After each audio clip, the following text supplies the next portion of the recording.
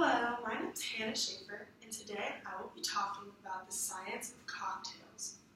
So, to start, in creating a cocktail, a lot of chemistry can be involved.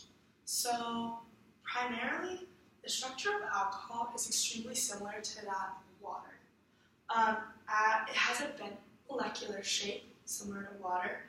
In this geometrical arrangement, it reflects the effect of electron repulsion and the increasing steric bulk of the polarity. So like water, the alcohol group is polar and it contains an unsymmetrical distribution of charges between the oxygen and the hydrogen atoms.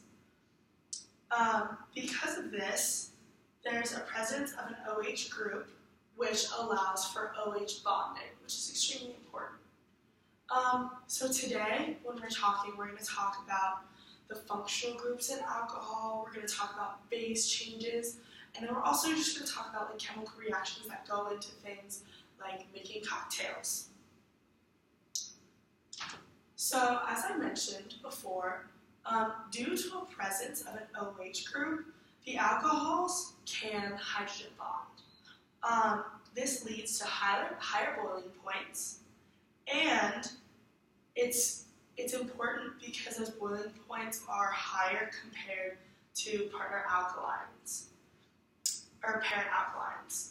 Alcohols, as mentioned, are polar in nature, and this is attributed to the difference in the electronegativity between the carbon and the oxygen atoms. Alcohol has many different functional groups. There's three types. There's isopropyl, methyl, and ethyl. But ethyl is the only drinkable alcohol. It usually is wheat-based, and the other ones are toxic to humans.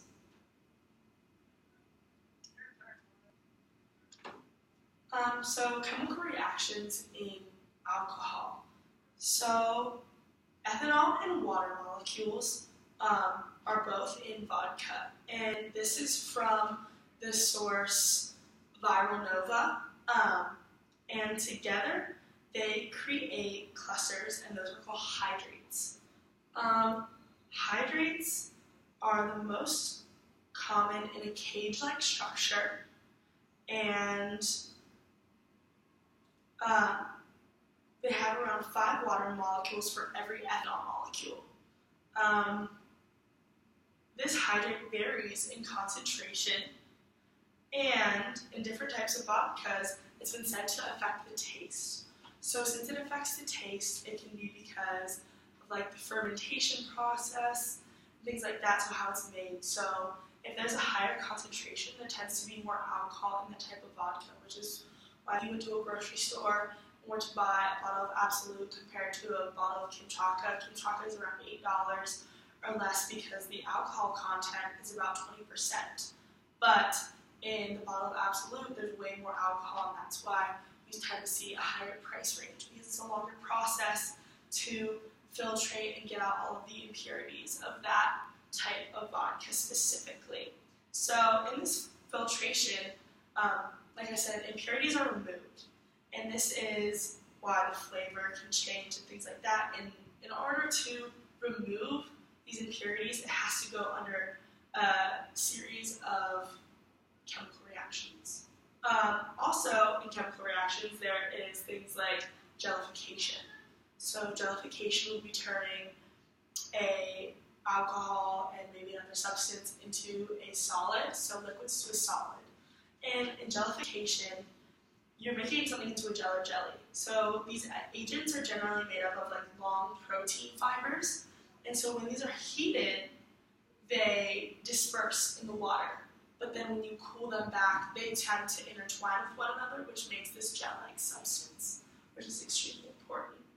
And then also, there are things like foams and airs that are chemical reactions in alcohol. So adding things like nitrogen and whippers, because this would change the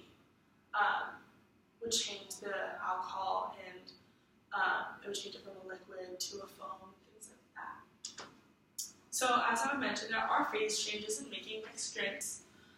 So liquid to solid, so like freezing, you could freeze a mixed drink so you wouldn't dilute whatever you're drinking with water, which is an important part of chemistry as well.